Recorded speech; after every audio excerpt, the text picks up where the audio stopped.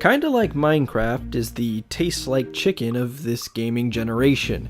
Since Minecraft first hit over 5 years ago now, we've seen endless clones, copies, and counterfeits, enough to last us a lifetime. But we've also seen the rise of the crafting and survival genre in general. In Japan, a common thing to do for Japanese game companies is to take an established franchise and use that license to make popular genre games with it. With the massive success of Minecraft, Square Enix has brought its Dragon Quest series to the table and created Dragon Quest Builders for the PlayStation 4 and PlayStation Vita. However, to dismiss Dragon Quest Builders as a Dragon Quest skin on Minecraft would be completely miscategorizing it. Having played Minecraft for more hours than probably any other game series I've ever played, I can say that while the two games share a common thread, Dragon Quest Builders is quite different than Minecraft in many ways. The first big difference is in how the game is structured. Whereas Minecraft just plops you on a procedurally generated map, pats you on the back and tells you good luck, Dragon Quest Builders takes you through 4 chapters of handcrafted missions that act mainly as tutorials. Just to get this out there before we talk about the chapters, there is a free play mode called Terra Incognita, where you can play the game in a more similar style to Minecraft. We'll get into detail on this later. As for the story of Dragon Quest Builders, the deal is this. At the end of the first Dragon Quest, the Dragon Lord offers for you to join him in ruling the land instead of defeating him and saving the world from his darkness. You choose to defeat him and all is merry and bright. Well, in Dragon Quest Builders, the game starts as if the Dragon Lord's rule continues on, and the entire world is thrown into complete darkness and despair, the residents losing their ability to build, walking through a post-apocalyptic wasteland hoping to someday go back to their thriving towns and normal lives. That's where you come in. You are the legendary builder. The game tells you that you are not a hero. You're equipped with a trusty wooden mallet and tasked with rebuilding 4 towns back to their former glory. These 4 chapters are not procedurally generated, as they have specific points on the map where quests progress, so everyone's experience should be more or less the same. An interesting twist is that your character doesn't level up. You'll always have the same base damages that you can do depending on the weapon unless you're equipped with a special item that can raise your attack. Same with defense. Basically, your stats will never increase except for your overall health, which increase with Seeds of Life. And since your stats don't increase by fighting more monsters, the best choice is usually just to run away from them unless you need a specific item that they drop, or if you need to progress a quest. While you don't ever level up, your town will. As you build different rooms and upgrade the materials of the walls and floors, your base level bar will increase. This usually only matters to push a certain quest line forward, but it's very gratifying to see the game recognize improvements you've made to your towns. In Minecraft, it couldn't care less if you made a mud shack or a sprawling city. In these story chapters, you'll also get a fair amount of NPCs to populate your town with. These NPCs will have quests for you, as you would expect, but they also go about their day around the town. If you build a proper kitchen, they'll make food for you and store it away for when you need it. And it's like that with most of the rooms that you can build. You can also assign rooms that you build to specific characters, as well as designate rooms as an inn, a shop, an armory, or a changing room, and more. The big problem in these chapters is the amount of room they give you to build your town.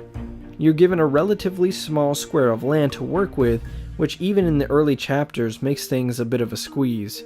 Rooms will likely be so small that you'll try to activate a chest or a workbench only to accidentally trigger dialogue from an NPC. Luckily, you're able to build upwards towards the sky, but the third-person camera that Dragon Quest Builders uses makes building 2-story places a pain. Even if you just want to place a roof on a house, to see inside, you'll have to swing the camera down until it zooms in on your character, getting the camera stuck inside the structure so that you can actually see what you're doing. The third-person camera view is something that heavily differs Builders from Minecraft. In some ways, the third-person camera can actually be better for building, as you have a drawn-out view to better see your building take shape, but it can also be difficult to place some blocks. Let's talk a bit about inventory. Inventory in these crafting survival games is so important, and it's usually only noticeable if it's really bad. There was a lot of complaining about No Man's Sky's limited inventory system, but I can say that Builder's inventory system gets quite expansive. When you start out, you're given 15 slots to carry stackable items, with your equipment getting its own inventory system. To me, this seems like a pretty fair amount, but Dragon Quest Builders has so many items in the game, this bar fills up pretty quickly. However, once you find out how to build the Colossal Coffer item, you then get an extra 128 slots. 128! And while these 128 are located back at your base, you're able to access these slots at any time, no matter where you are. You can swap items from your hotbar to the coffer even if you're on a different island, so long as you're within your same save. Because there are so many items, inventory management can get unruly. And because I just wanted to get through the story chapters, I really didn't care where I stored items for the most part.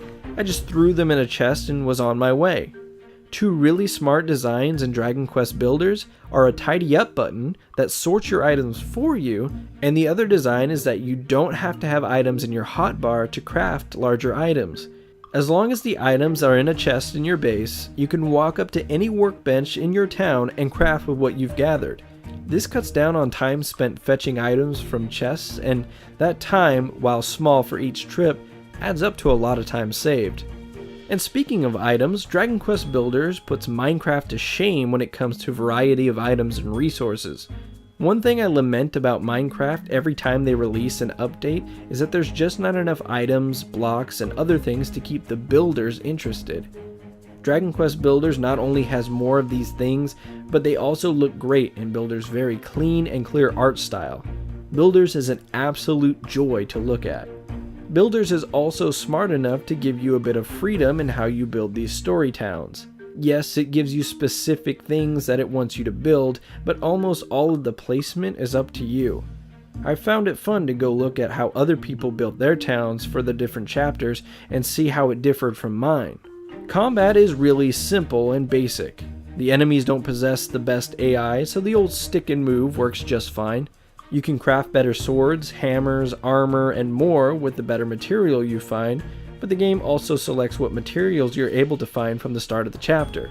In some chapters, one resource will be plentiful, while the same resource will be as scarce as a dozen or so in a different chapter. So the real challenge comes with what weapons you're able to craft, which is extremely similar to how a regular Dragon Quest RPG would go. Don't go fighting a troll if all you have equipped is an oak club and a set of rags. In fact, if I had to tell you one thing about Dragon Quest Builders, it's that it's more RPG than you think.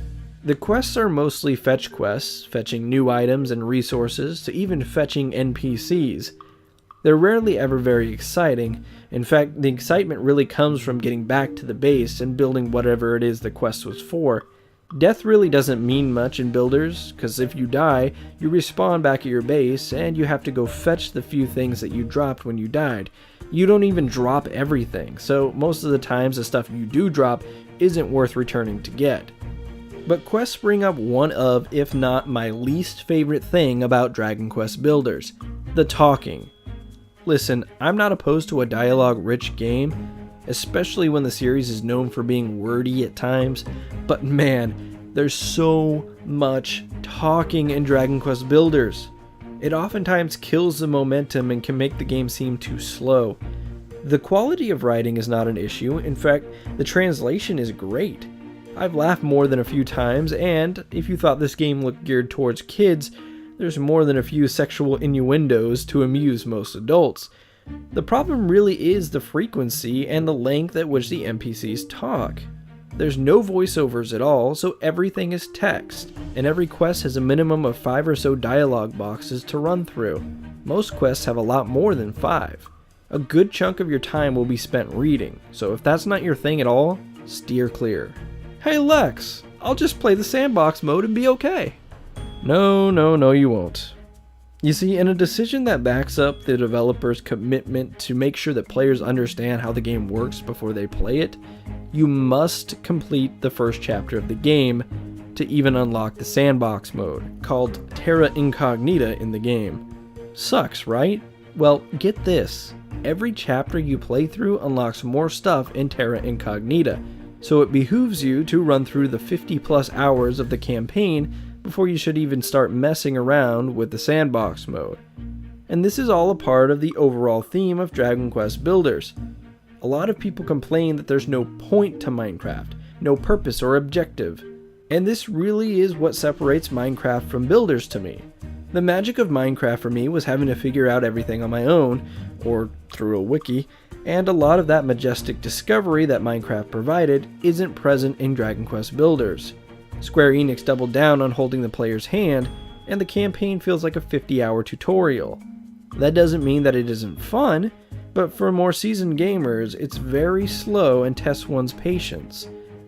I found that playing the game in shorter 1 to 2 hour bursts is the way to go for me, and all of that is quite the trade-off when you look at it. A more guided experience means the game will probably be easier to explain to more people, but it also means that the potential for grand possibilities is weakened.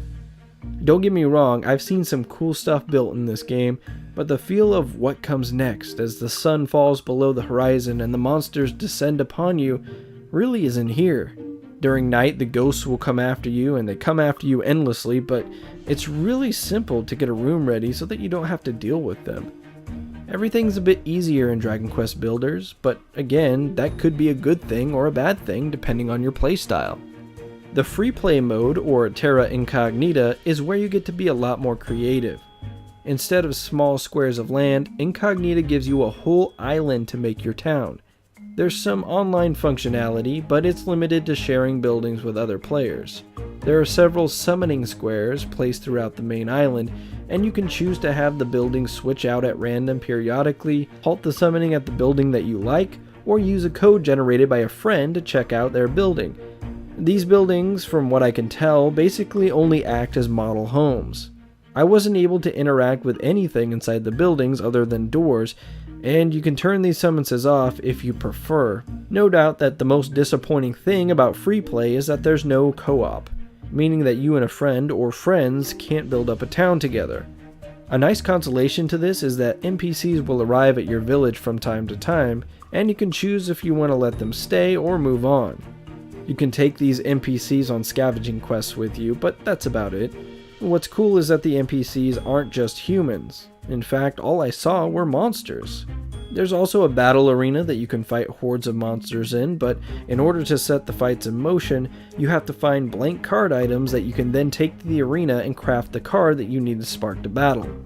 There's also some limitations to Incognita, including only being able to put a certain amount of items down.